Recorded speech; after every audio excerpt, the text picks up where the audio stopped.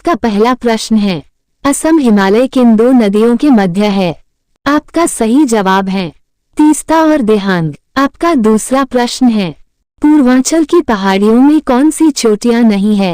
आपका सही जवाब है हिमाद्री पहाड़ियां। आपका तीसरा प्रश्न है, दरिंगबाड़ी हिल स्टेशन किस भारतीय राज्य में स्थित है?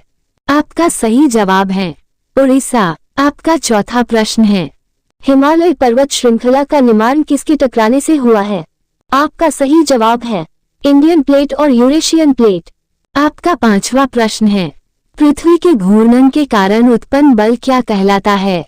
आपका सही जवाब है कोरियोलिस बल। आपका छठवां प्रश्न है, उत्तरी गोलार्ध में कोरियोलिस बल गतिमान वस्तुओं को किस दिशा में विक्षेपित करता है?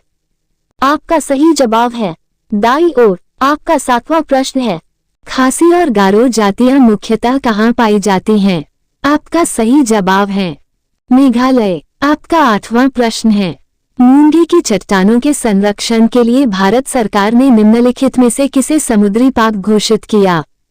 आपका सही जवाब है कच्छ की खाड़ी। आपका नवां प्रश्न है, भारत ने अंतर्राष्ट्रीय सुनामी चेतावनी प्रणाली को कब अपनाया था?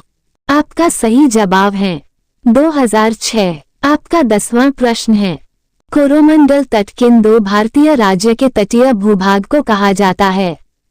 आपका सही जवाब है आंध्र प्रदेश और तमिलनाडु। आपका 11वां प्रश्न है, कोयना नदी महाराष्ट्र कौन सी परियोजना है?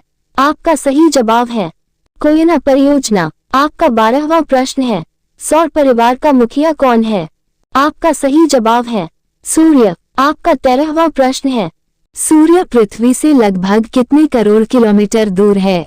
आपका सही जवाब है 15 करोड़ लगभग। आपका 14वां प्रश्न है, चंद्रमा पृथ्वी से लगभग कितने किलोमीटर दूर है? आपका सही जवाब है 38440। आपका 15वां प्रश्न है, चंद्रमा का विकास पृथ्वी के विकास का केवल कितना है?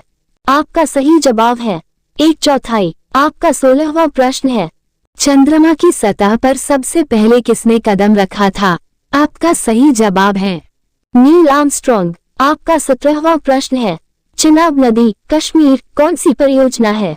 आपका सही जवाब है सलाल परियोजना। आपका 8वां प्रश्न है, स्वर्णरेखा नदी झारखंड कौन सी परियोजना है? आपका सही जवाब है स्वर्णरेखा परियोजना। आपका 19वां प्रश्न है, डंकन पास किसके मध्य स्थित है? आपका सही जवाब है दक्षिण अंडमान और लिटिल अंडमान। आपका 20वां प्रश्न है, भारत का कौन सा राज्य चीन, नेपाल और भूटान की सीमा को स्पर्श करता है? आपका सही जवाब है सिक्किम। आपका 21वां प्रश्न है, कोरियोलिस बल का पवन पैटर्न पर क्या प्रभाव पड़ता है? आपका सही जवाब है हवा की दिशा को प्रभावित। आपका 22वां प्रश्न है, कौन सा कारण कोरियोलिस बल की ताकत को प्रभावित नहीं करता है? आपका सही जवाब है वस्तु का द्रव्यमान। आपका 23वां प्रश्न है, कौन विश्व का तीसरा सबसे ऊंचा पर्वत है?